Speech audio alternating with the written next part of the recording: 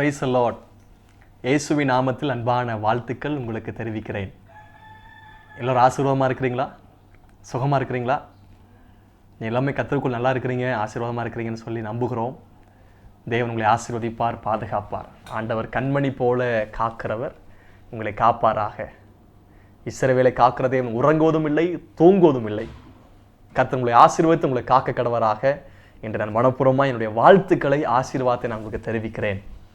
அவனுடைய வார்த்தையை கேட்பதற்கு முன்பதாக நம்மை தெய்வ சமூகத்தில் தாழ்த்தி ஜெபம் பண்ணுவோம். கிருபை இரக்கம் நிறைந்த பரலோக பிதாவே, இயேசுவின் நாமத்தில் ஜெபிக்கிறேன். எங்களோடு கூட பேசுகிறவர் இந்த நேரத்தில் உடைய வார்த்தை மூலமாக எங்களோடு கூட பேசும். நாங்கள் ஆறுதலையும் மாறுதலையும் பெறுவதற்கு என்ன வழிகள் உண்டோ அந்த வழிகளை உடைய வார்த்தை மூலமாக எங்களுக்கு போதித்து நலமான பாதையில் எங்களை நடத்தும். இயேசுவின் நாமத்தில் ஜெபிக்கிறேன் நல்ல பிதாவே. Amen, amen. God bless you all. I greet you all in the matchless and marvelous name of our Lord and Savior Jesus Christ. கிருபை பொருந்தின வார்த்தைகளை அனுப்புகிற தேவன் இருக்கிறார். தொடர்ச்சியாக நான் உங்களோடு கூட ஜெபத்தை குறித்து பேசி கொண்டிருக்கிறேன். நீங்கள் ஜெபத்தை குறித்து கற்றுக்கொண்டிருக்கிறீங்க. ஆசாவின் ஜெபத்தை குறித்து கற்றுக்கொண்டோம். ஜெபத்தின் முக்கியத்துவம் என்ன, ஏன் ஜெபிக்க வேண்டும், ஜெபிக்கிறவர்கள் யார் அப்படி என்று சொல்லி சில காரியத்தை கற்றுக்கொண்டோம். இன்றைக்கும் நான் உங்களோடு கூட எப்படி ஜெபிக்க வேண்டும், how to pray அப்படின்னு சொல்லி சில காரியத்தை உங்களோடு கூட கற்றுக்கொள்ள போகிறேன். ஆம், நீங்கள் ஜெபிக்கிறவர்கள் தான், இல்லை என்றல்ல, நீங்கள் நன்றாய் ஜெபிக்கிறவர்கள் தான், பல மணி நேரங்கள் தெய்வ சமூகத்தில் காத்திருக்கிறவர்கள் தான், ஜெபிக்கிறவர்கள் எப்படி வாழ வேண்டும் என்று சொல்லி கற்றுக்கொண்டு அப்படி வாழ்கிறவர்கள் தான். இருந்தாலும் ஜெபத்தை குறித்து இன்னும் கற்றுக்கொள்வது உங்களுக்கு நல்லது. நமக்கு அது ஆசீர்வாதம். இது நமக்குள் உற்சாகம் வரும் ஜெபிப்பதற்கு. கர்த்தர் உங்களை ஆசீர்வதிப்பாராக. ஆண்டவருடைய நாமத்துக்கு மகிமை. வேதத்துக்கு நாம் நம்முடைய செவியை திறக்கலாம். வேதத்தை நாம் திருப்பிக் கொள்ளலாம். லூக்கா 11 அதிகாரம் 1 வசனம் முதல் 4 வசனம் வரைக்கும். Gospel according to Luke chapter 11 verses 1 through 5. அவர் ஒரு இடத்தில் ஜெபம் பண்ணி முடித்த பின்பு அவருடைய சீசரில் ஒருவன் அவரை நோக்கி, ஆண்டவரே, யோவான் தன் சீசருக்கு ஜெபம் பண்ண போதித்தது போல நீரும் எங்களுக்கு போதிக்க வேண்டும் என்றான். அதற்கு அவர், நீங்கள் ஜெபம் பண்ணும்போது பரமண்டலத்தில் இருக்கிற எங்கள் பிதாவே, உம்முடைய நாமம் பரிசுத்தப்படுவதாக, உம்முடைய ராஜ்யம் வருவதாக, உம்முடைய சித்தம் பரமண்டலத்திலே செய்யப்படுகிறது போல பூமியிலையும் செய்யப்படுவதாக. எங்களுக்கு வேண்டிய ஆகாரத்தை அன்றென்று எங்களுக்கு தாரும். எங்கள் பாவங்களை எங்களுக்கு மன்னியும். நாங்கள் எங்களிடத்தில் கடன் பற்ற எவனுக்கும் மன்னிக்கிறோமே. எங்களை சோதனைக்குட்பட பண்ணாமல் தீமை நின்று எங்களை ரட்சித்துக் கொள்ளும் என்று சொல்லுங்கள் என்றார். ஆண்டவருடைய நாமத்துக்கு மகிமை உண்டாகட்டும். இந்த வேத பகுதியிலிருந்து நாம் எப்படி ஜெபிக்க வேண்டும் என்று சொல்லி உங்களுக்கு நான் கற்றுக் கொடுக்கிறேன். காரணம், ஏன் ஜெபத்தை குறித்து இவ்வளவு முக்கியத்துவப்படுத்தி ஆண்டவர்களோடு கூட பேசுகிறார் என்று சொன்னால், ஜெபம் ஜெபம் ஜெபம் தேவை. எல்லாவற்றுக்கும் முடிவு சமீபமாக இருக்கிறது. ஆகவே தெளிந்த புத்தி உள்ளவர்களாக இருந்து ஜெபம் பண்ணுவதற்கு ஜாக்கிரதையா இருங்கள் என்று சொல்லி நாம் பார்க்கிறோம். இனி சம்பவிக்க போகிற இவைகளுக்கெல்லாம் தப்பி மனுஷ குமார் முன்பதாக நிற்க பாத்திரவான்களா எண்ணப்படுவதற்கு எப்பொழுதும் ஜெபம் பண்ணி விழித்திருங்கள் என்று சொல்லப்பட்டிருக்கிறதே. இடைவிடாமல் ஜெபம் பண்ணுங்க, எப்பொழுதும் ஜெபம் பண்ணுங்கள். ஆகவே ஜெபம் மிக மிக மிக முக்கியமாக இருக்கிறது. ஜெபம், ஜெபிக்கிற ஒவ்வொருவரையும் கர்த்தர் ஆசீர்வதிக்கிறவர். ஜெபிக்கிற ஒவ்வொருவரையும் உயர்த்துகிறவர். ஜெபிக்கிறவன் ஒருபோதும் சோர்ந்து போவது இல்லை. ஜெபிக்கிறவன் தேவனை நம்பி இருக்கிறான். ஜெபிக்கிறவன் தேவனை சார்ந்திருக்கிறான். ஜெபிக்கிறவன் தேவனை விசுவாசிக்கிறான். ஜெபிக்கிறவன் கர்த்தரையே எப்பொழுதும் உயர்த்துகிறான். ஜெபம் ஜெபம் ஜெபம் ஜெபம் ஜெபம். வாழ்க்கையில் பல விதங்களில் நீங்கள் தோற்றிருக்கலாம், பல காரியத்தின் மூலமாய், அனுபவத்தின் மூலமாய் சென்று. ஆனால் இன்றைக்கு தேவனை சார்ந்து ஜெபித்துட்டு போங்க. ஜெபித்ததுக்கு பின்பதாக உள்ள விளைவுகளை நீங்கள் காண்பீர்கள். கண்ணீரோடு விதைக்கிறவர்கள் கெம்பீரத்தோடு அறுப்பார்கள் என்று சொல்லப்பட்டிருக்கிறது. நம் கண்ணீரோடு ஜெபிக்கிற ஜெபங்கள் கர்த்தர் பலன் கொடுப்பார். நாம் அதான் வாசிக்கிறோம். கேளுங்கள் உங்களுக்கு கொடுக்கப்படும், தட்டுங்கள் திறக்கப்படும், தேடுங்கள் கண்டடைவீர்கள். கேட்கிற எவனும் பெற்றுக் கொடுக்கிறான். என் நாமத்தினால் எதை கேட்டாலும் உங்களுக்கு செய்வேன் என்று சொல்லுகிறார். If you ask anything in my name, I will do it. நான் செய்வேன் என்று சொல்லுகிறார். ஜெபத்தை குறித்து அதிகமாக இயேசு பிரசங்கம் பண்ணும்போது மலை பிரசங்கத்தில் ஜெபம் பண்ணுங்க, ஜெபம் பண்ணும் போது உங்கள் அறை வீட்டுக்குள் பிரவேசித்து அந்தரங்கத்தில் இருக்கிற பிதாவை நோக்கி ஜெபம் பண்ணும்போது வெளியரங்கமாய் பலன் கொடுப்பார் என்று சொல்லப்பட்டிருக்கிறது. பலன், பதில் என்றல்ல, பலன். இந்த நாட்களில் அந்த ரங்கத்தில் தேவன் நோக்கி ஜெபிக்கிற நாட்கள் வெளியரங்கமாய் தேவனுடைய கிரியையை விளங்க செய்வார். தேவனுடைய மகிமை வெளியரங்கமாக்கப்படும், தேவனுடைய வல்லமை வெளியரங்கமாக்கப்படும், தேவனுடைய பிரசன்னம் வெளியரங்கமாக்கப்படும், அவருடைய பலன் வெளியரங்கமாக்கப்படும். காரணம், அந்த ரங்கத்தில் ஜெபிக்கிற ஜெப வீரர்கள் எழும்பிக் கொண்டிருக்கிறார்கள். நீங்கள் அந்த ரங்கத்தில் ஜெபிக்க ஆரம்பிங்க. சில காரியம் பப்ளிக்ல ஜெபிக்க முடியாது, சில முக்கியமான காரியங்கள் நாம் மைக் போட்டு ஜெபிக்க முடியாது, கான்ஃபரன்ஸ்ல ஜெபிக்க முடியாது, மற்ற ஜனங்கள் முன்பதாக ஜெபிக்க முடியாது. தேவ சமூகத்தில் நம்முடைய ஜெபத்தை கேட்கிற தேவனை நோக்கி இருதயத்தின் பாரங்கள் எல்லாம் ஊற்றி ஜெபித்தால் கர்த்தர் வெளியரங்கமாய் பலன் கொடுப்பார். போவாஸ் ரூத்திரத்தில் சொல்றார், இந்த உன்னதமான தேவனுடைய செட்டைக்கில் வந்தார், ஆகையால் நிறைவான பலனை நீ பெற்றுக்கொள்வாய். அப்போ அந்த செட்டைக்குள், மறைவுக்குள், அந்த ரங்கத்தில் தேவ சமூகத்தில் போய் ஜெபிக்கும் போது, இந்த மறைவுக்குள் இருக்கும்போது வெளியரங்கமாய் பலன் உண்டாகும். எலியாவின் ஜெபத்திலிருந்து கற்றுக்கொள்கிறோம். எலியா நம்மை போல பாடுள்ள மனுஷனாயிருந்தோம், மழை பெய்யாதபடிக்கு ஜெபித்தார்.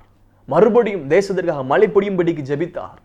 வானம் மழையை பொழிந்தது, பூமி தன் பலனை தந்தது. அப்போ பலன் பெற்றுக்கொள்வதற்கு ஜெபம் மிக மிக முக்கியமாக இருக்கிறது. இன்றைக்கு தேசத்துக்கு தேவை பலன். இன்னைக்கு ஒவ்வொரு குடும்பத்திற்கும் பலன்கள் தேவை.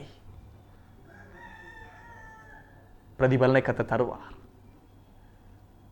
ஆண்டவர் நல்லவர். கர்த்தருடைய நாமத்துக்கு மகிமை உண்டாகட்டும். வேதத்தை கற்றுக்கொள்வோம். நான் இன்றைக்கு உங்களோடு கூட எப்படி ஜெபிக்க வேண்டும் என்று சொல்லி வேதத்திலிருந்து உங்களுக்கு கற்றுக் கொடுக்க விரும்புகிறேன்.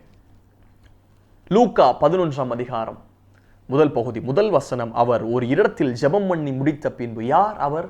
இயேசு கிறிஸ்து. இயேசு கிறிஸ்து அவர் தேவகுமாரன், ஆனால் ஒரு அடிமையின் ரூபம் எடுத்து தேவ சாயலா இருந்தவர் மனித ரூபம் எடுத்து இந்த பூமிக்கு அவதரித்தார். ஏன்? மனிதகுமாரனை மீட்பதற்காக. ஒரு தேவகுமாரன் அவர் வாழ்க்கையில கற்றுக்கொள்கிற காரியம் ஜெபஜீவியம். அவர் ஜெபம் பண்ணி முடித்த போது, இயேசு ஜெபிக்கிறவர், நாம் அவருடைய அடிச்சுவடுகளை பின்பற்றும்படிக்கு நமக்கு முன்மாதிரி வைத்து விட்டு போனவர் இயேசு கிறிஸ்து. அதுல இருந்து ஒரு காரியம் என்ன தெரியுமா? நமக்கு முன்பதாக வச்சுட்டு போன அடிச்சுவடுகள் மாதிரி என்ன தெரியுமா? ஜெபஜீவியம். இயேசு ஜெபிக்கிறவர். அவர் அதிகாலையில் ஜெபிக்கிறவர், மாலையில் ஜெபிக்கிறவர், மத்தியானத்தில் ஜெபிக்கிறவர், இரவெல்லாம் ஜெபிக்கிற, உபவாசத்தில் ஜெபித்தவர், கண்ணீரோடு ஜெபித்தவர், வியாகுலப்பட்டு ஜெபித்தவர், பாரத்தோடு ஜெபித்தவர், ஜெபிக்க சொன்னவர், ஜெபிக்க ஊக்கப்படுத்தினவர். இயேசு ஜெபிக்கிறவர். ஞானசாரப்பட்டு கரையேறும் போது ஜெபித்தார், சிலுவையில ஜெபித்தார், எவர்களுக்கு மன்னியும் மன்னிப்பின் ஜெபம் மேலெடுத்தவர், சீசர்களை தெரிந்து கொள்ளும் முன்பதாக தெரிந்து கொள்வதற்காக ஜெபித்தவர், ஆசீர்வாதத்துக்காக ஜெபித்தவர், அஞ்சப்போ 2 மீனை கையில் எடுத்துக்கொண்டு ஜெபித்தவர், பாடுகள் படும்போது ஜெபித்தவர். யோவான் 17ஆம் அதிகாரத்தில் பார்க்கிறோம், அவர் ஜெபிக்கிறார், பின்வரும் சபைக்காக ஜெபிக்கிறார், சீசர்களுக்காக ஜெபிக்கிறார், தன்னுடைய மகிமைக்காக ஜெபிக்கிறார். இயேசு ஜெபிக்கிறவர். இயேசு ஜெபிக்கிறவர். இயேசு ஜெபிக்கிறவர். அவருடைய நாமத்துக்கு மகிமை உண்டாவதாக. இப்போதுல கற்றுக்கொள்கிறோம், அவர் ஜெபம் பண்ணி முடித்த போது அவருடைய சீசரில் ஒருவன் அவரை நோக்கி, ஆண்டவரே, as John taught to disciple how to pray, how to teach us how to pray. யோவான் தன் சீசர்களுக்கு ஜெபம் பண்ண கற்றுக் கொடுத்தது போல எங்களுக்கு கற்றுக் கொடுங்க ஆண்டவரே. இன்னைக்கு நம்முடைய வாஞ்சை அதுவாக இருக்கட்டும். ஆண்டவரே, ஜெபிக்க கற்றுக் கொடுங்க, ஜெபிக்க கற்றுத்தாரும். Lord, teach us how to pray. Lord, teach us how to pray. இந்த வார்த்தை கேட்டுக்கொண்டிருக்கும் போது உங்களுடைய இருதயத்தில் ஒரு ஜெபம் உண்டாகட்டும். Ask God, Lord, teach us.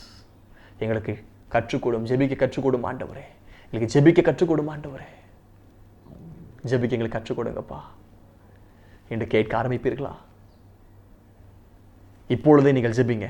ஒரு நிமிடம் அந்த செய்தியை பிரசங்கி முன்பதாக நான் பாரப்படுகிறேன். நீங்கள் ஆண்டவர் சமூகத்தில் கேட்கும்படி உங்கள் இருதயத்தில் கேளுங்க. ஒருவேளை சத்தமிட்டு ஜெபிக்க முடியாவிட்டாலும் இருக்கிற இடங்களில் மனதில் ஜெபிங்க.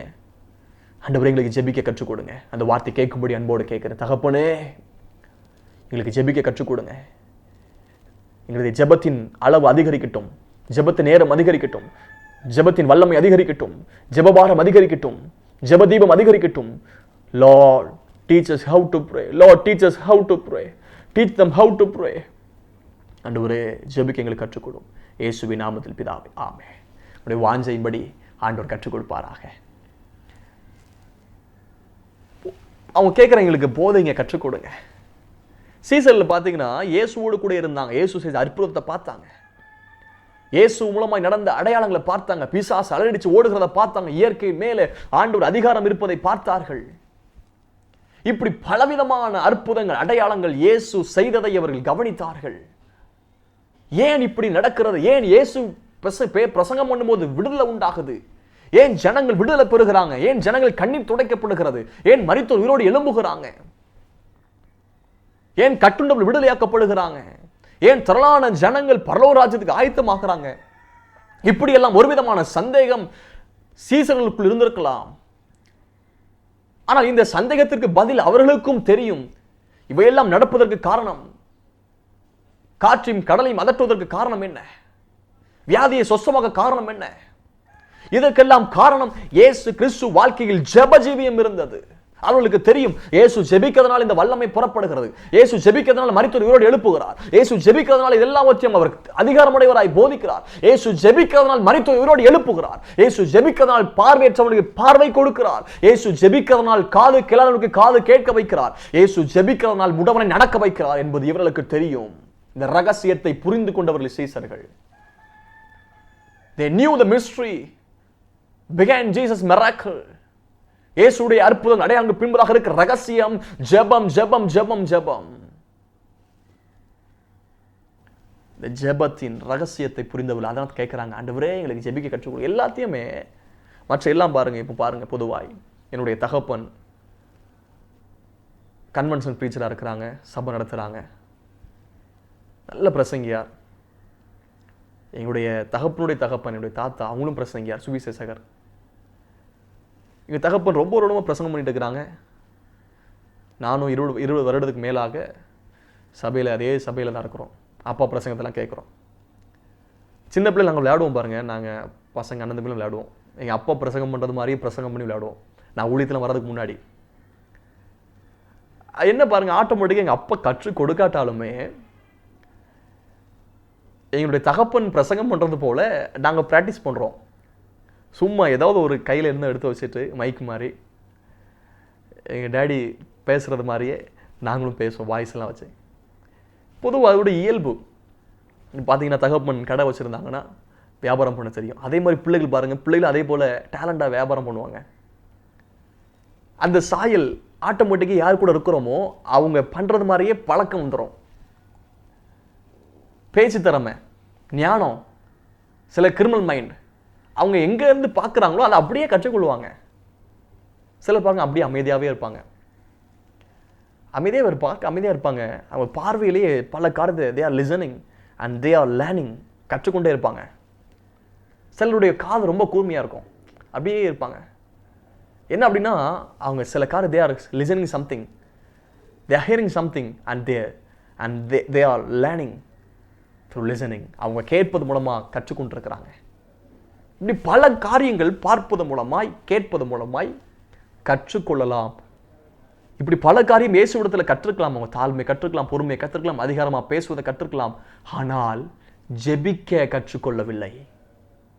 ஜெபம் பார்த்தால் கற்றுக்கொள்ள முடியாது. முழங்கால் படிட்டு பல மணி நேரங்கள் ஜெபிக்கிற ஒரு நபரை பார்த்தால் நீங்கள் ஜெபிக்க கற்றுக்கொள்ள முடியாது. ஒருவேளை ஜெபிக்க பார், ஐயோ அவன மாதிரி ஜெபிக்கணும், இப்படி ஜெபிக்கிறான்ங்கிற வாஞ்ச வரும், ஆனால் ஜெபிக்க முடியாது.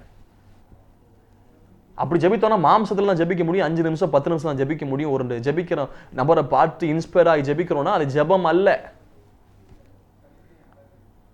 அநேகர் திறப்பிலிருந்து கண்ணீர் வடிக்கிறாங்க. கண்ணீர் வடிக்கிற ஊழியர்களை பார்க்கும்போது ஐயோ நானும் ஜெபிக்கணுமே அப்படி ஒரு இன்ஸ்பயர் ஆகி, அது வாஞ்சை நல்லதுதான், ஜெபிக்க பாரம் வருவது நல்லதுதான். மற்ற எல்லா காரியமும் பார்த்தால் உடனே செய்து விடலாம். அவங்க போய் கேட்குறாங்க, இருக்கிறதுலே வேதத்தில் சீசர்கள் இயேசு இடத்துல எங்களுக்கு கற்றுக் கொடுங்க அப்படின்னு சொன்னது கேட்டது ஜெபம் மட்டும்தான். ஜெபம் அவ்வளவு வல்லம் இருக்குது. அப்போ இயேசு பொறுமையாக கற்றுக் கொடுக்கிறார். பரமத்திற்கு எங்கள் பிதாவே, இது பொதுவாக எல்லா கிறிஸ்தவர்களும் பயன்படுத்துகிறது. சில இடங்கள்ல டெய்லி இந்த ஜெபத்தை பண்ணுவாங்க. இது தவறல்ல, கெட்ட வார்த்தை அல்ல, நல்ல ஜெபம் தான் பயன்படுத்தணும். நல்ல வசனம் தான், ஆவிக்குரிய வசனங்கள் தான், ஜெபம் தான். ஆனால் ஒரு ஆவிக்குரிய முதிர்ச்சி உள்ளவன் இந்த வசனத்தை திரும்ப திரும்ப சொல்லிக் கொண்டிருக்க மாட்டான். இதனுடைய ரகசியம் இருக்குது, கற்றுக் கொடுக்கிறேன். அப்ப 1 மணி நேரம் விழித்திருந்து ஜெபிக்க கூடாதான்னு சொன்னார். அப்ப இந்த 1 மணி நேரம் இதை தான் திரும்ப திரும்ப சொல்லிட்டு இருக்கணுமா? அப்படி அர்த்தமா? இயேசு இரவெல்லாம் ஜெபித்தார், அப்ப இரவெல்லாம் இதுதான் திரும்ப திரும்ப சொல்லிட்டு இருந்தாரா? இடைவிடாமல் ஜெபம் பண்ணுங்க, எப்பொழுதும் ஜெபம் பண்ணுங்கன்னு சொன்னார். அப்ப எப்பொழுதும் இதுதான் சொல்லிட்டே இருக்கணுமா? கொஞ்சம் யோசித்து பார்க்க வேண்டும். ஒரு ஃபார்முலா தான் இது, ஒரு சூத்திரம் கணக்கு போடுவதற்கு. பொதுவாய் பாருங்க, 10ஆம் வகுப்பு 12ஆம் வகுப்பில் உள்ள கணக்கு பாடங்கள்லாம் ரொம்ப கஷ்டமாக இருக்கும். அதோட பிஇ, சில ஃபிசிக்ஸில் உள்ளதில் எல்லாமே ரொம்ப கடினமாக இருக்கும்.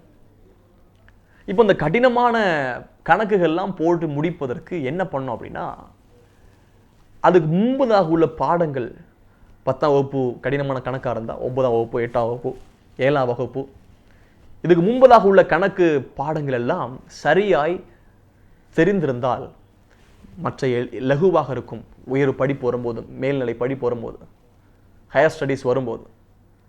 மிக முக்கியமாய் சொல்லுகிறேன், இப்போ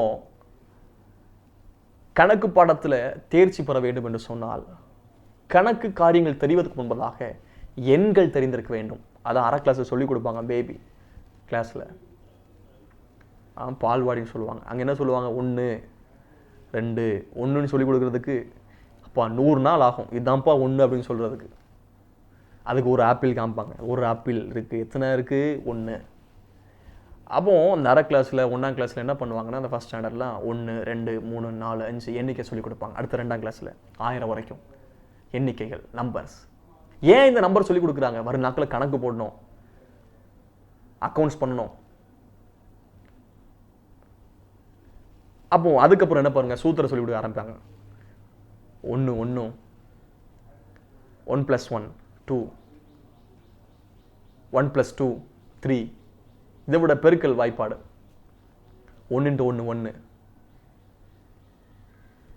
இப்படி பாருங்க, வாய்ப்பாடு சொல்லி கொடுப்பாங்க.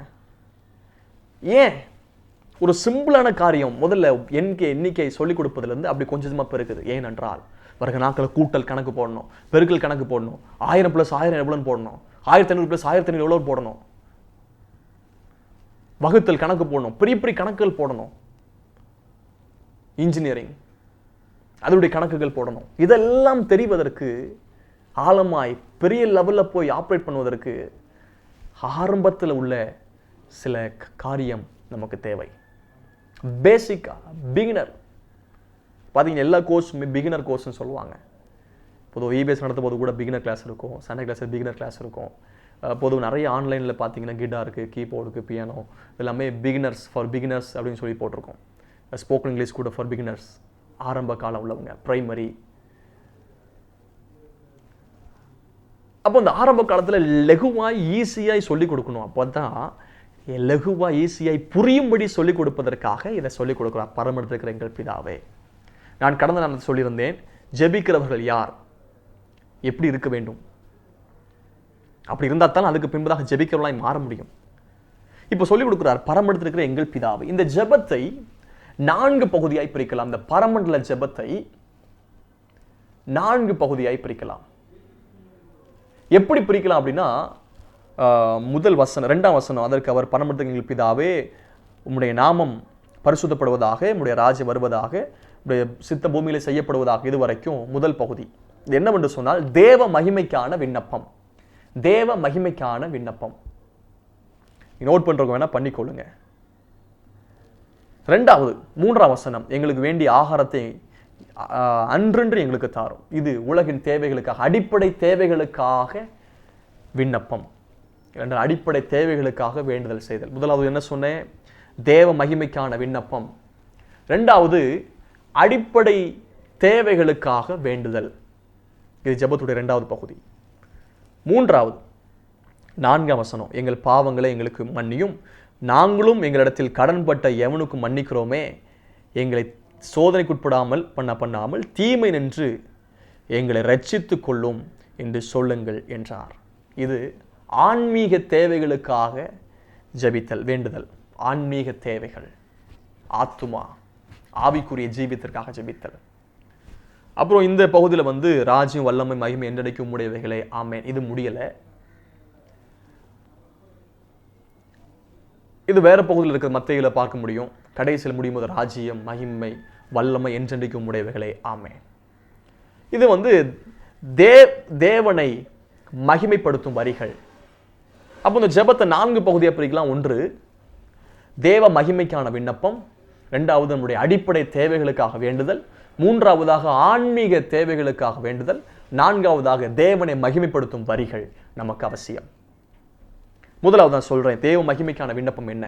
நம்முடைய நாமம் பரிசுத்தப்படுவதாக. அதுக்கு முன்பதாக பரமத்துக்கிற எங்கள் பிதாவே, பிதாவை நோக்கி ஜெபிக்க வேண்டும். நம்முடைய ஜெபத்தில் திரித்துவம் அடங்கியிருக்க வேண்டும். திரித்துவம், நம்முடைய ஆண்டவர் திரித்துவ தேவன், பிதா, குமாரன், பரிசுத்த ஆவியானவர். நம்முடைய ஜெபத்தில் திரித்துவம் இருக்க வேண்டும். முதலாவது எப்படி என்றால், பிதாவை நோக்கி ஜெபிக்கணும். பிதாவை நோக்கி ஜெபம் பண்ணுங்க. 2வது, இயேசு கிறிஸ்துவின் மூலம், இயேசு கிறிஸ்துவின் நாமத்தில் ஜெபிக்கிறோம்னு சொல்லுவோம். 3வதாக பரிசுத்த ஆவிக்குள் ஜெபம் பண்ணுங்க. பிதா, குமார, பரிசுத்த ஆவி, இந்த 3 நம்முடைய ஜெபத்தில் அடங்கியிருந்தால் தான் அது உண்மையான முழுமையான ஜெபம். அப்போ தேவ மகிமைக்கான விண்ணப்பம் என்ன? முதலாவது, பிதாவை நோக்கி ஜெபம் பண்ணணும். அதான் பாருங்க, பரமத்துக்கு எங்கள் பிதாவே, அன்பின் பிதாவே. நெகமியா கூட பிதாவின் ஜெபம் பண்ணுவா, அன்பின் பிதாவே, நல்ல பிதாவே. அப்ப பிதாவை நோக்கி ஜெபம் பண்ணணும். அப்ப உங்களுடைய நாமம் பரிசுத்தப்படுவதாக. முதலாவது தேவ மகிமைப்படுத்துகிற விண்ணப்பம், அவருடைய நாமம். ஜெபத்துக்கு முன்பதாக சில நிமிடங்கள் ஆண்டவர் துதிக்கணும்.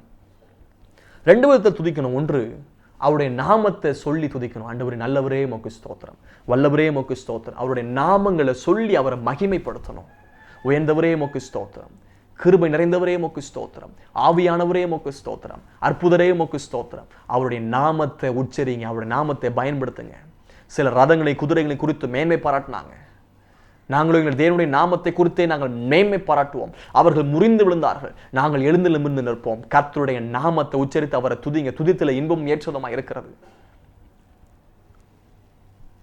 தேவன் துதிகள் பிரியப்படத்தக்கவர். இந்த ஜனத்தை எனக்கு ஏற்படுத்தி அவர்கள் என் துதியை சொல்லி வருவார்கள். துதியுங்கள், கர்த்தாதி கர்த்தரை துதியுங்கள், அவர் கிருபை என்றும் உள்ளது. அவரை துதிங்க, அவர் நாமத்தை சொல்லி துதிங்க. எண்ணில்லா நாமங்கள் இருக்கிறது. முதலாவது அவருடைய நாமத்தை அதிகமா ஸ்தோத்திரம் பண்ணி துதிக்கணும்.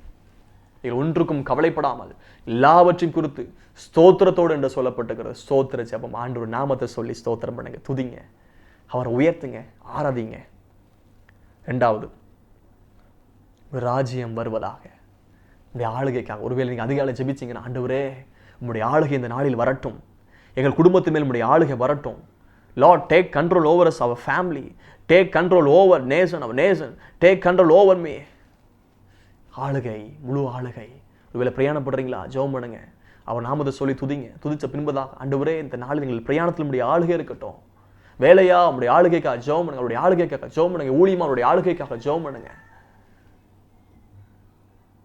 அவருடைய பிரசன்னத்துக்காக ஜெபம் பண்ணுங்க. ஆண்டவர் அப்படின்னா, ஆண்டவரே உங்களுடைய ஆளுகை மட்டும்தான் இருக்கணும், எங்களுடைய ஆளுகை இருக்கக்கூடாது, எங்களுடைய சுயம் ஆளுகை செய்யக்கூடாது, எங்களுடைய பலன் ஆளுகை செய்யக்கூடாது, எங்களுடைய மாமிசம் ஆளுகை செய்யக்கூடாது. நீர் ஆளுகை செய்வீராக, தேசத்தை நீர் ஆளுகை செய்வீராக. தெய்வ மகிமைக்கான விண்ணப்பம். 3வது, உங்களுடைய சித்தம் பரமண்டலத்தில் செய்யப்படுவது போல பூமியிலும் செய்யப்படட்டும். ஆண்டவருடைய சித்தத்துக்காக ஜெபம் பண்ணுங்க. நல்ல விலையேறப்பட்ட முழுமையான ஜெபம் என்ன தெரியுமா? தேவ சித்தத்துக்காக ஜெபிப்பது. மற்ற எல்லா ஜெபமும் நம்முடைய சுயத்துக்காக ஜெபிப்போம், நம்முடைய காரியத்தை எழுதி ஜெபிப்போம். ஆனால் தேவ சித்தம் என்பது முற்றிலும் வித்தியாசமானது. தேவ சித்தம் நடக்கட்டும், உங்களுடைய சித்தம் பரமண்டலத்தில் செய்யப்படுவது போல பூமியிலும் செய்யப்படட்டும். தேவ சித்தத்துக்காக ஜெபம் பண்ணுங்க. 3 காரியம் தேவ மகிமைக்கான விண்ணப்பம். இந்த 3மே தேவனை உயர்த்துவது, தேவனை மட்டும் சார்ந்திருப்பது, தேவனையை நம்பியிருப்பது, நம்முடைய சுய காரியங்கள் அல்லாமல் நம்மை முற்றிலுமாய் வெறுமையாக்கி தேவ சமூகம் முன்பதாக நம்மை தாழ்த்துவது. இதுதான் தேவ மகிமைக்கான விண்ணப்பம். இது நம்முடைய ஜெபத்தில் இருக்க வேண்டும். ஜெபத்தில் நம்மை உயர்த்தக்கூடாது. பரிசையின் ஆயக்காரன் இருக்கிறது, பரிசையனை போல தன்னை உயர்த்துகிற அனுபவம் அல்ல, தன்னை தாழ்த்துகிற அனுபவம். 2வது, உலகின் தேவைகளுக்காக, அடிப்படை தேவைகளுக்காக எங்களுக்கு வேண்டிய ஆகாரத்தை அன்றன்று எங்களுக்கு தாரும். We have to pray for our daily needs. தனிப்பட்ட, முதலாவது தனிப்பட்ட தேவைகளுக்காக ஜெபம் பண்ணுங்க, தனிப்பட்ட காரியங்களுக்காக. 2வதாக குடும்பத்திற்காக ஜெபம் பண்ணுங்க. 3வது, நீங்க போற சபை ஊழியருக்காக ஜெபம் பண்ணுங்க. 4வதாக சபைக்காக ஜெபம் பண்ணுங்க, விசுவாச பிள்ளைகளுக்காக ஜெபம் பண்ணுங்க. 5வதாக உலகங்களுக்காக ஜெபம் பண்ணுங்க, தேசத்திற்காக ஜெபம் பண்ணுங்க, பட்டணத்திற்காக ஜெபம் பண்ணுங்க. இப்படி தனிப்பட்ட காரியத்தின் தேவைகள், நம்முடைய குடும்பத்தின் தேவைகள், சபையின் தேவைகள், ஊழியருக்காக, தேசத்திற்காக, இப்படி அடிப்படை காரியங்களுக்காக வேண்டுதல் செய்யணும். முதல்ல அது டைரக்டா போன உடனே அது பண்ணுங்க ஆண்டவர், இது பண்ணுங்க ஆண்டவர் சொல்ல முடியாது. பார்த்தீங்கன்னா பொதுவாக கலெக்டரோ யார்ட்டையோ மனு கொடுக்கணும்னா மனு எழுதுக்கு முன்பதாக அனுப்புனர் பெறுநர் போடணும். அன்புள்ள ஐயா, முதலாவது தூக்கி பேசுவாங்க. நீங்கள் இப்படி பண்ணீங்க, நீங்கள் ரொம்ப நல்ல கலெக்டர், நீங்கள் நாங்கள் அறிவோம், அப்படி பண்ணணும். அது அவரை உயர்த்துது. ஏதோ ஒரு லெட்டர் அனுப்பும்போது மேலே ஸ்டாம்ப் இருக்கும். அதுதான் ஸ்தோத்திரம் பண்ணுதல், துதித்தல், அவரை உயர்த்துதல். அந்த ஸ்டாம்ப் இருந்தால் தான், முத்திரை இருந்தால் தான் அது போய் சேரும்.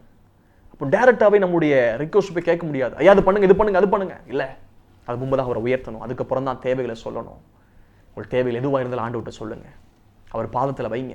தேசத்தின் காரியத்தை அவர் பாதத்தில் வைங்க. அன்றன்று உள்ள காரியத்தை ஜெபம் பண்ணுங்க, தருவார். அதுக்கப்புறம் மூன்றாவதாக ஆன்மீக தேவைகளுக்காக வேண்டுதல், ஆத்துமாவுக்காக, ஆவிக்குரிய ஜீவியத்திற்காக எங்கள் பாவங்களை மன்னியும். சுத்திகரிப்பு, பாவத்தை மன்னிங்க ஆண்டவரே, பாவத்தை மன்னிங்க. இருதயத்தை சுத்திகரிப்பின் ஜபம். பாவத்தை மன்னிக்கிற அதிகாரமுடையவர் இயேசு கிறிஸ்து மட்டும்தான். எங்க பாவத்தை மன்னிச்சிருங்கப்பா. பாவ அறிக்கையின் ஜபம் என்னுடைய சோதனைக்கு உட்படாத பண்ணும். சோதனையிலிருந்து எங்களை மீட்டு கொள்ளும். சோதனைக்குட்பட பண்ணாமல் தீமை நின்று, சோதனை தீமை, பலவிதமான ஆபத்து தீமை இருக்கிறது, சோதனை இருக்குது, பிசாசு வைக்கிற சோதனை, கண்ணி இருக்கிறது. ஆவி குறியத்தில் வளர்ச்சி இருக்கும் என்று சொன்னால் அதிலிருந்து தப்பித்துக் கொள்ளப்படுவோம். அப்போ அதுக்காக ஜெபம் பண்ணுங்க. பாவத்திலிருந்து விடுதலை பெற ஜெபம் பண்ணுங்க. சோதனையிலிருந்து விடுதலை பெற ஜெபம் பண்ணுங்க. தீமையிலிருந்து விடுதலை பெற ஜெபம் பண்ணுங்க. ஆத்மா, விலையேறப்பட்ட ஆத்மா ஆவிக்குரிய ஜீவியத்தில் வளர்வதற்காக ஜெபம் பண்ணுங்க. மிக முக்கியமாய் மன்னிக்கிற குணம், உள்ளான சுவாபம் மாற்றப்பட ஜெபம் பண்ணுங்க. கடைசியாய் ராஜ்ய மகிமை என்றைக்கு வல்லமை உம்முடையவைகளை. சில ஜெபம் பண்ணுவாங்க. எல்லா மகிமை துதிகளை உமக்கு செலுத்துகிறோம் இயேசுவின் நாமத்தில் பிதாவே, ஆமென். அப்போ இந்த ஜெபத்துடைய சாராம்சம் நீ கற்றுக்கொண்டிருப்பீங்க. Theory of prayer, practicality of prayer அப்படியே கற்றுக் கொடுத்தார். அப்போ இந்த ப்ராசஸ் படி வச்சு, இந்த முறை பிரின்சிபல் படி வச்சு நீங்கள் ஜெபிக்க ஆரம்பிங்க. அவரை உயர்த்துங்க, பிதாவை நோக்கி கூப்பிடுங்க, ஒரு அடிப்படை காரியங்களுக்காக ஜெபம் பண்ணுங்க, ஒரு ஆத்துமா காரியங்களுக்காக ஜெபம் பண்ணுங்க. கடைசியில் அவரை உயர்த்தி ஸ்தோத்திரம் பண்ணி துதிச்சு முடிங்க. இப்படிதான் ஜெபிக்க வேண்டும் என்று சொல்லி அவர் கற்றுக் கொடுக்கிறார். இதையே திரும்ப திரும்ப சொல்லிக் கொண்டிருப்பதல்ல ஜெபம். இதையே மையமாக வைத்து நீங்கள் ஜெபிக்க பழகுங்க. ஜெபம் பெரிய அசைவை கொடுக்கும். ஜெபம் பெரிய உயர்வை கொடுக்கும். ஜெபம் பெரிய மாற்றத்தை கொடுக்கும். அந்த ஜெபத்தினால் நீங்கள் வருகிற ஆசீர்வாதத்தை நீங்கள் சுதந்திரிப்பீர்கள் என்று சொல்லி வாழ்த்துகிறேன். அன்றைக்கு சீசர்கள் இந்த வார்த்தை கற்றுக்கொண்டாங்க. ஆனால் தேவாவி ஊற்றப்பட்ட பின்பதாக அதிகமாய் ஜெபத்தில் உறுதியாய் தரித்திருக்க ஆரம்பித்தார்கள். ஜெப வீரர்களாய் மாறினாங்க. அநேகரை ஜெபத்தில் நடத்தினார்கள். ஆகவே கற்றுக் கொடுப்பது மாத்திரமல்ல, கற்றுக்கொள்வது மாத்திரமல்ல, பெற்றுக்கொள்ளுங்கள். நீங்கள் பெரிய ஜெப வீரராய் மாற முடியும். ஜெபத்தினால் தேசத்தை அசைப்பீர்கள் என்று சொல்லி வாழ்த்துகிறேன். ஜெபம் பண்ணுங்க, ஜெபம் பண்ணுங்க, ஜெபம் பண்ணுங்க. கர்த்தர் உங்களை ஆசீர்வதிப்பார். தெய்வ சமூகத்தில் ஜெபிக்கலாமா? ஆண்டவர்கிட்ட கேளுங்க. ஆண்டவரே, கற்றுக்கொண்டது போல ஜெபிக்க எனக்கு பாரம் தாரும், ஜெப ஆவியை தாரும் என்று சொல்லி கேளுங்க. அன்பு தகப்பனே, இயேசுவின் நாமத்தில் ஜெபிக்கிறேன். எப்படி ஜெபிக்க வேண்டும் என்று சொல்லி கற்றுக் கொடுத்தீரே உமக்கு ஸ்தோத்திரம். சமயத்துக்கு ஏற்ற வார்த்தைகளை கொடுக்கிறவர், எப்படி ஜெபிக்க வேண்டும், எதற்காக ஜெபிக்க வேண்டும் என்று சொல்லி கற்றுக் கொடுக்கிறவர் அப்பா. ஆண்டவரே, நாங்கள் கேட்டது போல உம்முடைய நாமத்தை உயர்த்த, உம்முடைய ஆளுகையை கேட்க, உம்முடைய சித்தத்திற்காக நிற்க, ஆண்டவரே எங்கள் தேவைகளுக்காக ஜெபிக்க, எங்கள் பாவங்கள் மன்னிக்கப்பட ஜெபிக்க, ஆண்டவரே ஹல்லேலூயா, தீமை சோதனையிலிருந்து விடுவிக்கப்படுவதற்காக எங்கள் ஆத்துமா, ஆவி, சரீரம் ஒவ்வொரு காரியத்திற்காக ஜெபிக்க எங்களுக்கு கிருபை தாரும். உயர்த்த கிருபை தாரும். இந்த வார்த்தை கேட்டுக்கொண்டு ஒவ்வொருடைய வாழ்க்கையில் இருதயத்தில் ஜெப பாரம் ஊற்றப்படுவதாக, ஜெப ஆவி ஊற்றப்படுவதாக என்று சொல்லி ஜெபிக்கிறேன். பரலோகத்தின் தேவன் இறங்கி கிரியை செய்யும். மகிமை உமக்கு மாத்திரம் உரித்தாகட்டும். இயேசுவின் வல்லமையுள்ள நாமத்தில் ஜெபிக்கிறேன் எங்கள் நல்ல பிதாவே. Amen, amen, amen. Praise the Lord. God bless you.